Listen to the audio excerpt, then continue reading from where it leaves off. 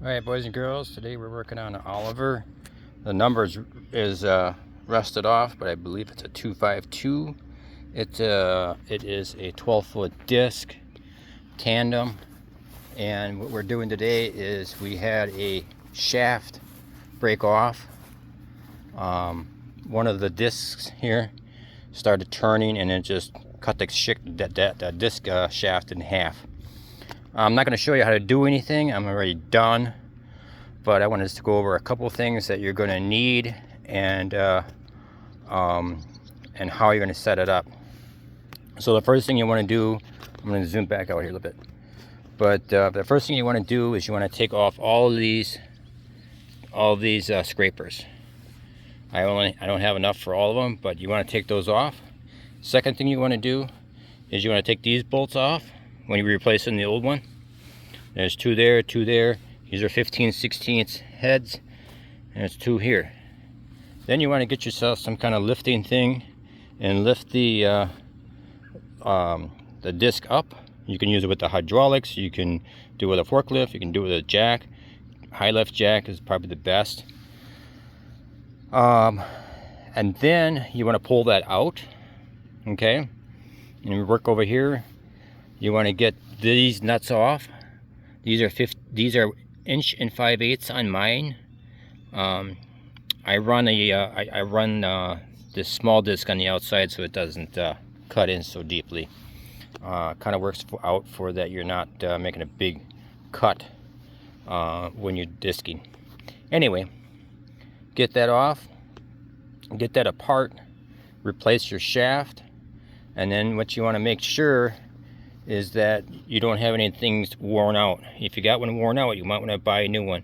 I buy most of these from Shoop Manufacturing. They have the best price, I believe. Sometimes you can get them used, and then sometimes you have to buy let's see, there's one right there, a half one, but these are different sizes than those are longer, these are shorter. So make sure you get the right parts, because if you use these short ones on this side, your shaft's going to be too long. So I got a new shaft at a local machine shop. It's half the price of what Shoop is offering for a shaft. And I did have a Shoop shaft in here. It did wear out. And then you put it back together the same way you had it.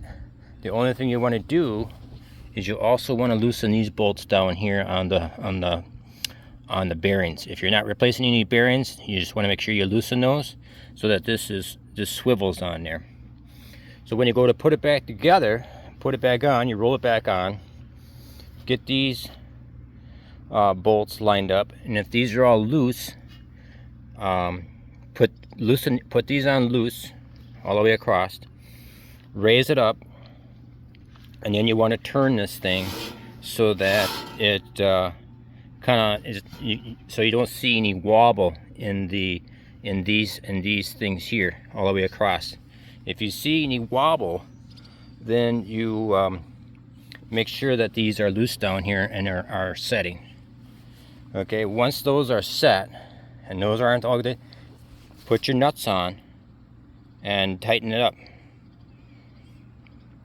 Don't put your, this is a lock washer right here. Don't put your lock washer on yet. Just put your nut on and tighten it up.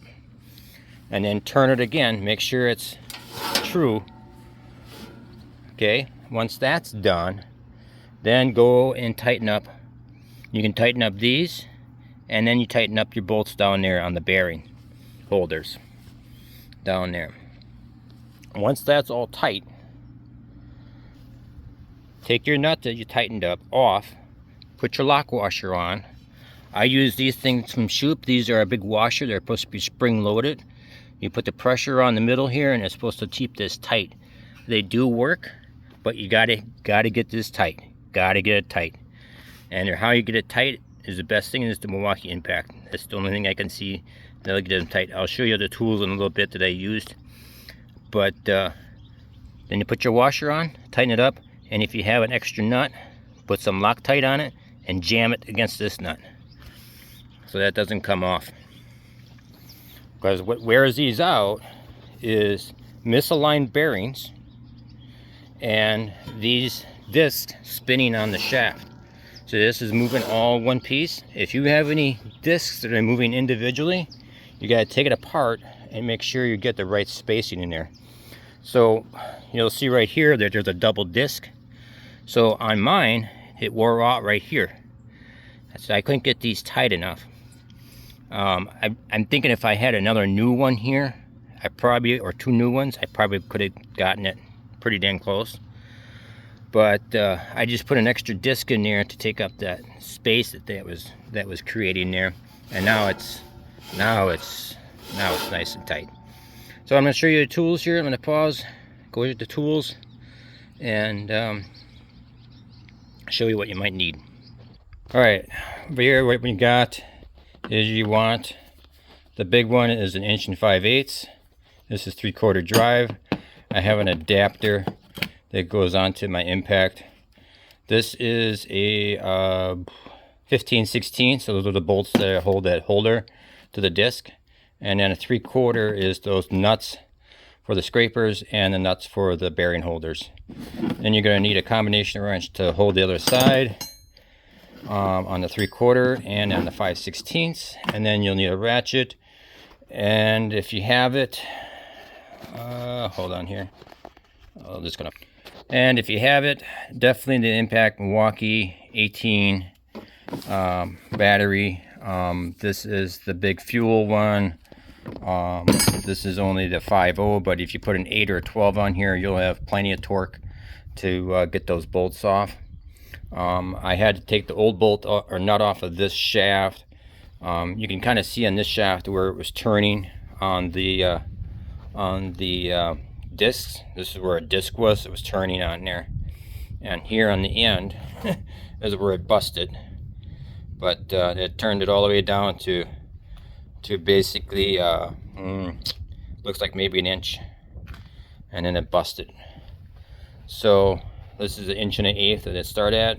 Turned it down a whole what is it, 1/2 inch almost total. So this one I got from Shoot Manufacturing.